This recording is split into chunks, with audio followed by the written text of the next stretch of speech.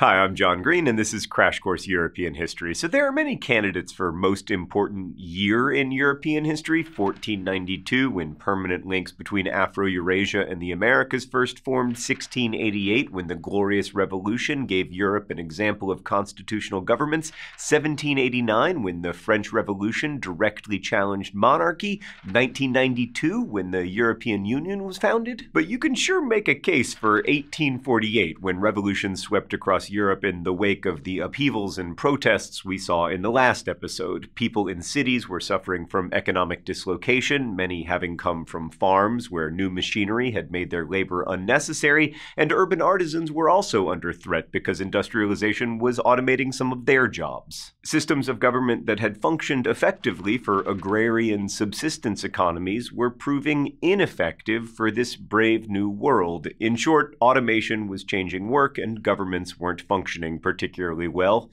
The more things change.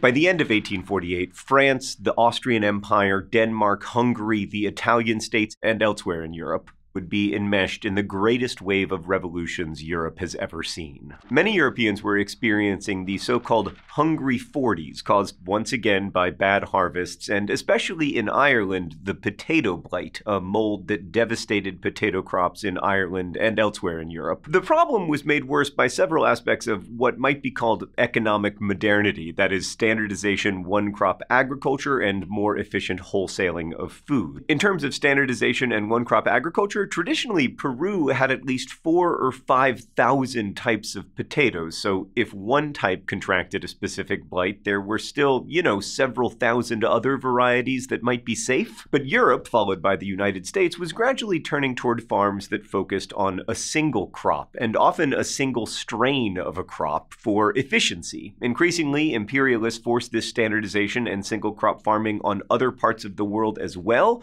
raising the chances for disaster. Because of the single strain of potato, blight devastated entire crops. And this resulted in death from starvation and diseases that invaded the weakened bodies of at least 1 million Irish farmers and their families. Another 1 million or more emigrated, some to England and others to the United States and Canada, where in both cases, by the way, there were no laws creating a distinction between legal and illegal immigration. People simply moved in. And as scarcity deepened in 1846 and 1847, Britain's liberal Whig government stuck to its belief in laissez-faire, meaning that the government should let events play themselves out, and therefore offered the Irish no help at all. The system of usually English landlords requiring payment from Irish peasants to work farmland also worsened the crisis. Like throughout the Irish famine, huge amounts of food were exported from Ireland to England. Even today, the population of Ireland has not recovered from the famine. Some 8 million people lived on the island in 1840. Today, around 6.6 million do. Meanwhile, on the continent, food riots became common, and threats to merchants and storekeepers and bakers and government officials became more menacing and direct. One warning read, "If the grain merchants do not cease to take away grains, we will go to your homes and cut your throats and those of the 3 bakers and burn the whole place down." So yeah, it was pretty tense, as things tend to be when people are starving. Also, amid all this deprivation and death, anti-slavery and pro-freedom ideas were circulating. Between 1833 and 1838, Britain freed slaves across the empire, except in India. A system of slave-like indentured labor did spring up, but the rhetoric in Europe, at least, was one of emancipation. In Eastern Europe, Moldavia and Wallachia began freeing several 100,000 enslaved Roma in 1843. Later, in 1848, France also re-emancipated slaves after their re-enslavement under Napoleon. These events were accompanied by popular abolitionism and uprisings, and the development of a language of freedom, especially freedom from governmental and structural oppression. And that's really important because in some ways it's only when we have language for ideas that we're able to share them and talk about them. And so developing a language around freedoms and ideas about human rights allowed us to share those ideas. On the cultural front, women such as French novelist George Sand, which was a pseudonym, and the English Bronte sisters, pictured behind me looking translucent as always, published best-selling novels that addressed the persecution of women. Sand dressed in men's clothes to get cheaper seats at the theater and for a while led a scandal-ridden life.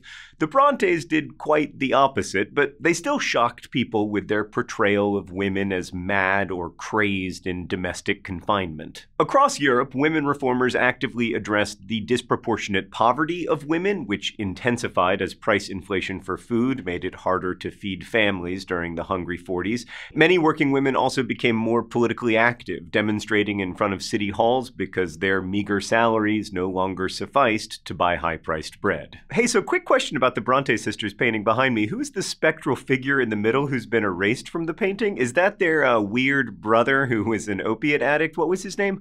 Bromwell? Stan says his name was Branwell, which might be even worse. Update, we just found out that Branwell Bronte painted that painting, and he painted himself in with his sisters, but then he painted himself out, which is so sad. Oh, the self-hatred. Now I feel really bad making fun of you.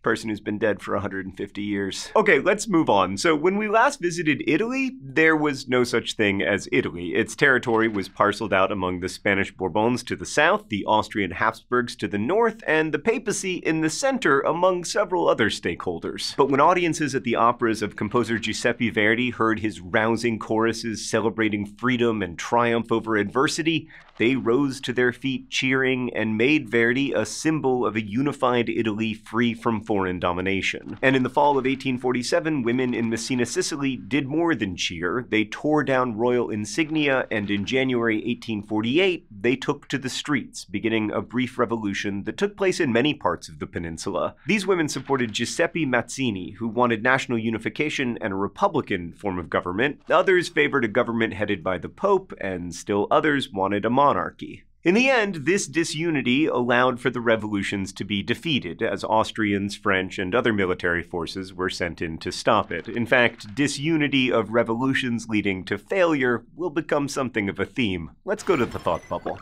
In February 1848, myriad interests came together to spark revolution in Paris and then in other French cities. Upper-class reformers objected to King Louis Philippe's cronyism and limits on voting rights and censorship, but in contrast, the Prime Minister, historian François Guizot, thought Louis Philippe's government was just right. The crowds sent him and the king into exile. Those crowds were backed by the upper-class reformers, but they were fueled by discontented workers and the unemployed and struggling artisans, all affected by rising food prices as well as uncertain conditions of employment. A socialist different from the ones we've already talked about, Louis Blanc, was attuned to the needs of workers and the poor in Paris. He convinced the new provisional government to set up national workshops to create jobs for unemployed men.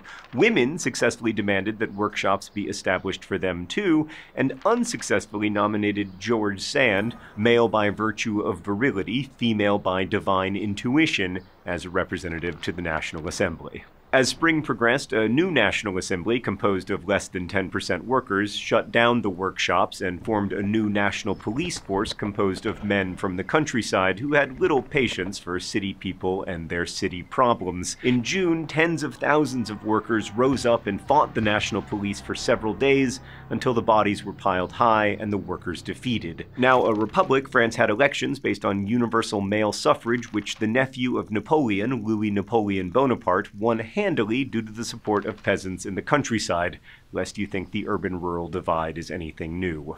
Thanks, Thought Bubble. So just as these revolutions started and Louis Blanc changed the definition of socialism, a new socialist duo, German lawyer and journalist Karl Marx and Manchester textile mill owner Friedrich Engels, issued the Communist Manifesto. Its famous opening, "A specter is haunting Europe, the specter of communism," used the word communism instead of socialism, based on the idea that society would soon revert to a traditional community of like-minded people.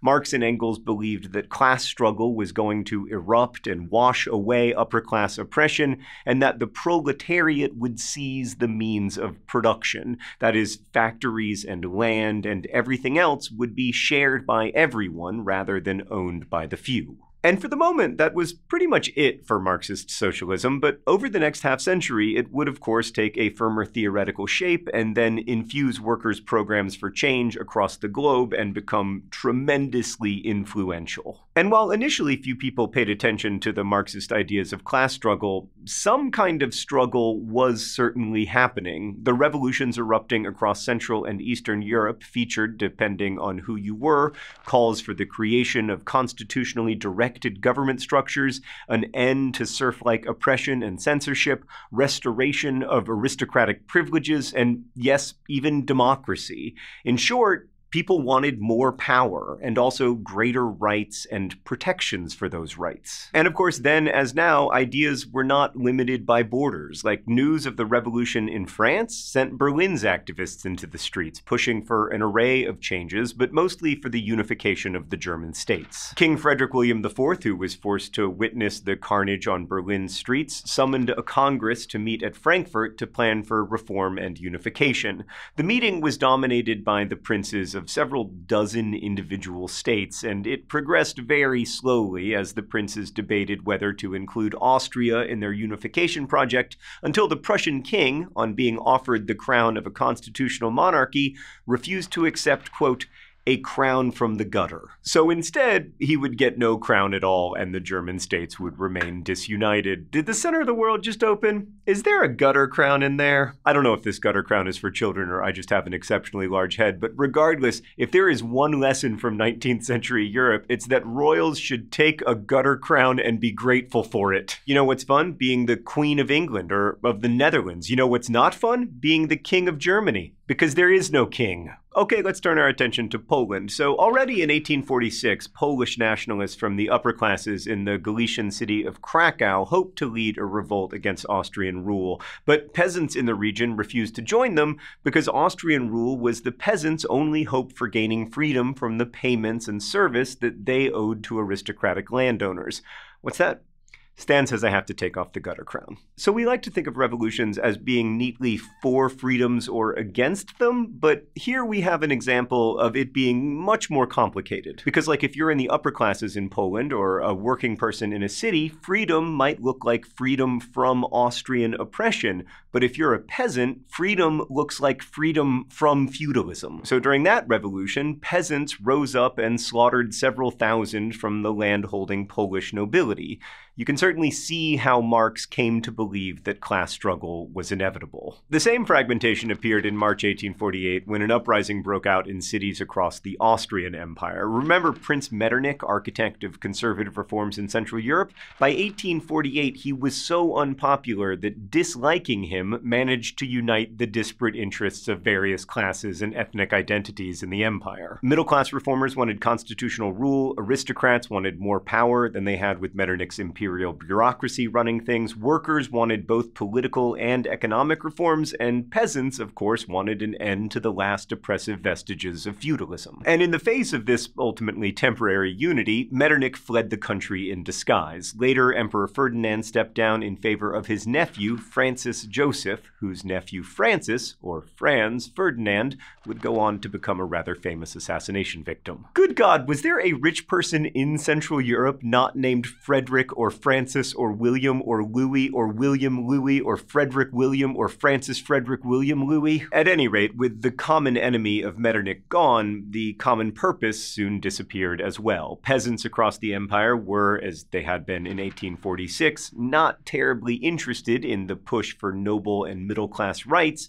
They retreated from the fight once the imperial government abolished all traditional dues and obligations to the nobility.